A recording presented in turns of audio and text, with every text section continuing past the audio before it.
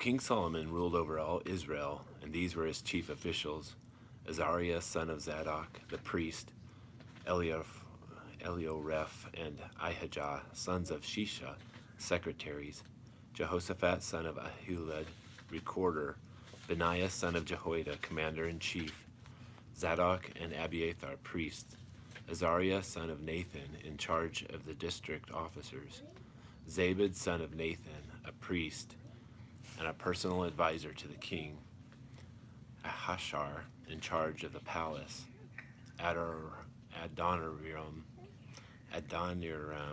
son of Adbah, in charge of forced labor. Solomon also had 12 district governors over all Israel, who supplied provisions for the king and the royal household. Each one had to provide supplies for 1 month in the year. These are their names: Ben-Hur in the hill country of Ephraim, Ben-Decker in Makaz, Shalbim, Beth-Shemesh and Elon Bethornan, Ben-Hesed in Arubboth, Sukkah and all the land of Hepher were his, Ben-Abinadab in Naphroth Dor. He was married to Taphath, daughter of Solomon, Bana, son of Ahilud, and Tanakh and Megiddo, and in all Beth-Shan, next to Zeratham below Jezreel, from Beth-Shan to Abel Meholah across Jokmeam, Ben-Geber and Ramoth-Gilead. The settlements of Jair, son of Manasseh and Gilead, were his, as well as the district of Argob and Bashan, and its 60 large walled cities with bronze gate bars. Ahinadab, son of Edo, and Mahanaim, Ahimaaz, and Naphtali.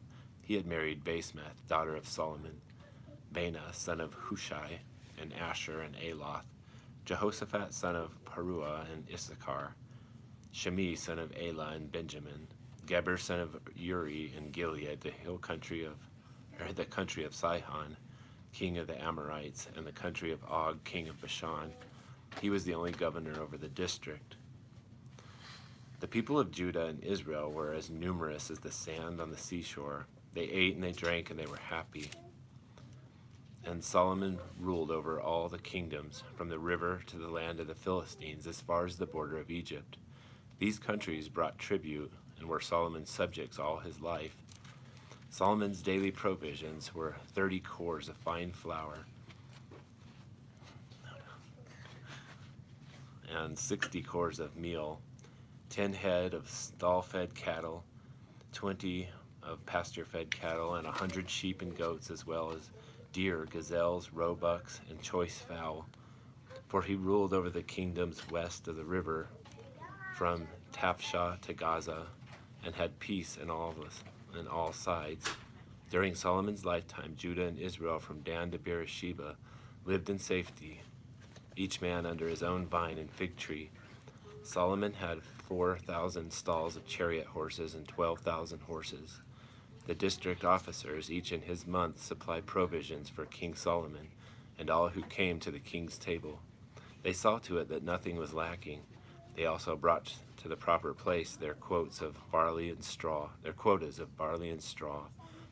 for chariot horses and the other horses. God gave Solomon wisdom and very great insight, and a breadth of understanding as measureless as the sand on the seashore. Solomon's wisdom was greater than the wisdom of all the men of the East, and greater than all the wisdom of Egypt. He was wiser than any other man, including Ethan the Ezrahite, wiser than Heman, Kolkal, and Darda, the sons of Mahal, and his fame spread to all the surrounding nations. He spoke 3,000 proverbs, and his songs numbered 1,005. He described plant life, from the cedar of Lebanon to the hyssop that grows out of walls. He also taught about animals and birds, reptiles and fish. Men of all nations came to listen to Solomon's wisdom, sent by all the kings of the world who had heard of his wisdom.